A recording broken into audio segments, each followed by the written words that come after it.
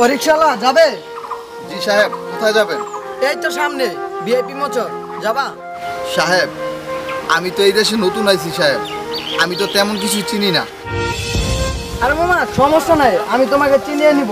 আচ্ছা সাহেব, ঠিক আছে, চলুন।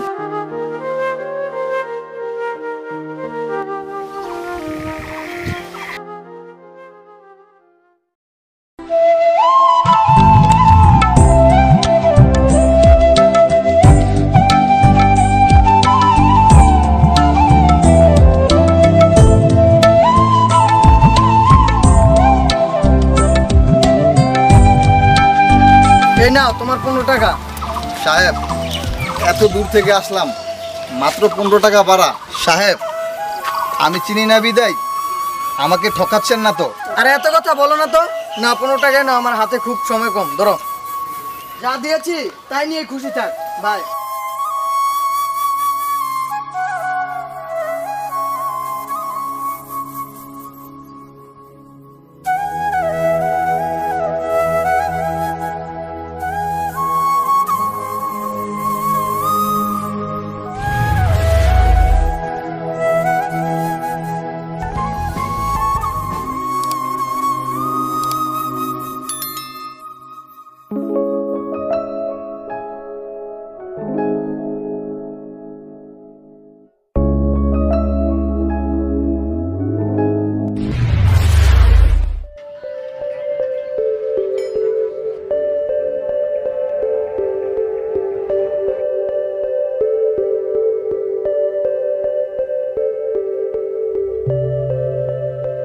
ওই মিয়া যাইবা?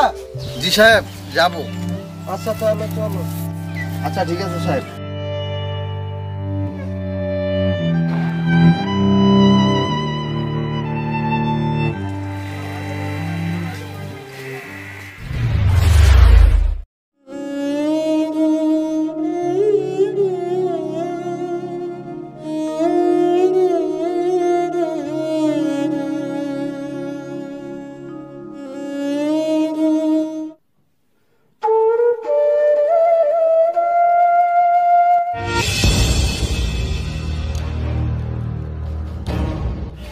আচ্ছা আমার মানিব্যাগটা তো খুঁজে পাচ্ছি না। আচ্ছা তুমি এখানে দাঁড়াও, আমি এখনই টাকা নিয়ে আসছি। সাহেব, একটু চালু করে আসবেন, আমার আবার ভার্সিটিতে যেতে হবে। আচ্ছা তুমি থাকো, আমি এখনই চলে আসছি। জি সাহেব।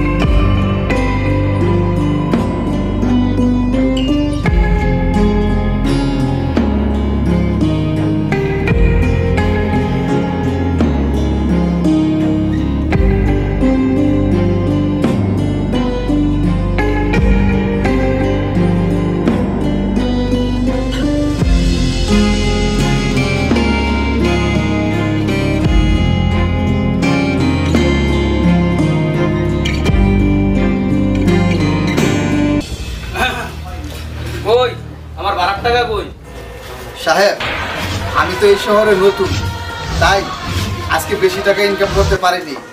এই নেন, আজকে মাত্র 20 টাকা ইনকাম করেছি। মাত্র 20 টাকা ইনকাম করছিস? আচ্ছা যাই হোক, নতুন তাই এবারের জন্য স্যাক্রিফাইস করলাম। সামনে থেকে তোর টাকা কাইটা রাখা দিব, ঠিক আছে? যা। সাহেব, 1 সপ্তাহ ধরে পান্তা ভাত খেয়ে যাচ্ছি, যদি এই 20 টাকা দিতেন তাহলে ভালো কিছু একটু খেতে পারতাম। তুই পান্তা ভাত পেঁয়াজ দিয়া খা, না হয় কাঁচা মরিচ দিয়া খা, তাতে আমার কি? যা এখান থেকে। সাহেব, টাকাটা দিয়ে দিন, তা না হয় না খেয়েই থাকতে হবে। আবার সামনে এসে কথা বলিস, ছোট লোক, মুখে মুখে তর্ক করিস। এদিকে আস, এদিকে আস।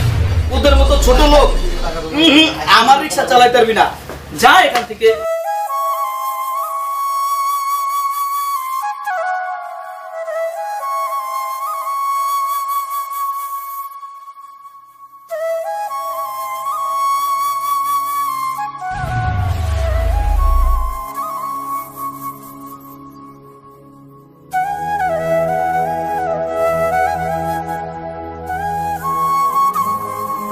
যা দিয়েছি তাই নিয়ে খুশি থাক ভাই।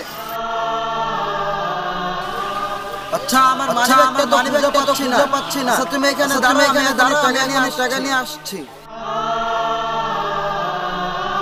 তোদের মতো ছোট লোক আমার রিক্সা চালাইতে পারবি না, যা এখান থেকে, যা।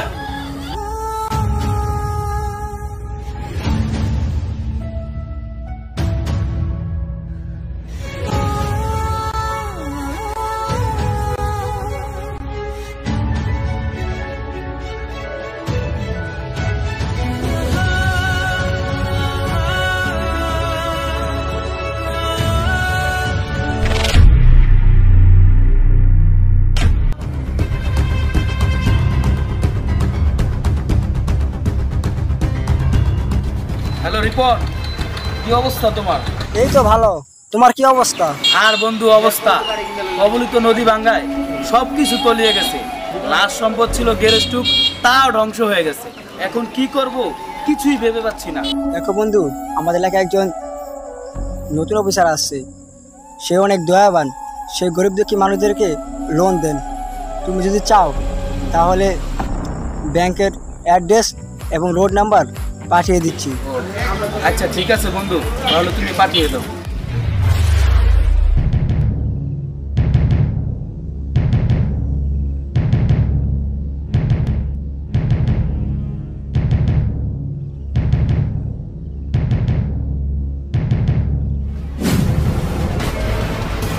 Excuse me sir.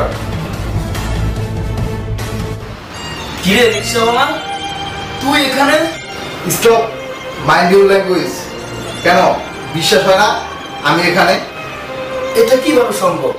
শুনবে আমার সেই পিছনে পড়ে থাকার গল্প? তখন তুমি আমাকে গ্যারেজ থেকে বের করে দাও। এ শহরে তো আমার আপন বলতে কেউই নেই, তাও এক গ্যারেজ মালিকের রিক্সা চালাতাম, সেটাও চলে গেল। এখন আমি কি করব কিছুই তো ভেবে পাচ্ছি না। সামনে আবার আমার এক্সাম, যে কোনো একটা কাজ করতেই হবে আমাকে।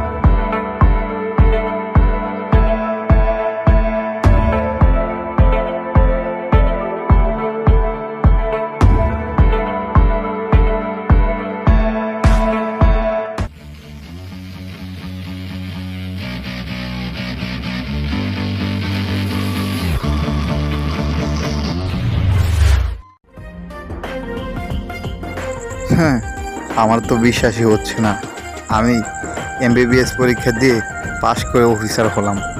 কি যে আনন্দ লাগতেছে, এখনই গিয়ে বাসায় বলব। কি হলো, মাথা নিচু হয়ে গেল কেন? স্বাভাবিক, হতেই পারে, কিন্তু তোমরা যেটা করো সেটা ঠিক নয়। আমি যখন একজন রিক্সা চালক ছিলাম নতুন জায়গায় নতুন শহরে, সেই মুহূর্তে অনেক লোকজনকেই নামিয়ে দিয়ে আসতাম। কেউ বলতো টাকা নেই, কেউ অপমান অপদস্থ করেও তাড়িয়ে দিত, কেউ আবার অপেক্ষা রেখে চলে যেত। সময়ের পর সময় অপেক্ষা করতাম, কিন্তু আসতো না। শহরটা বড়ই আজব, আর সেই মুহূর্তে তুমি আমাকে 20 টাকার জন্য অপমান অপদস্থ করে তাড়িয়ে দিয়েছো। দেখো, কিছু করার ছিল না, তখন পরিস্থিতিটাই ছিল এরকম। আর এখনো পরিস্থিতিটা এরকমই। এই জীবন সংগ্রামে কেউ বা হারে, কেউ বা জিতে, আর এটা কি বলা হয় ভাগ্য। আপনি এখন আসতে পারেন।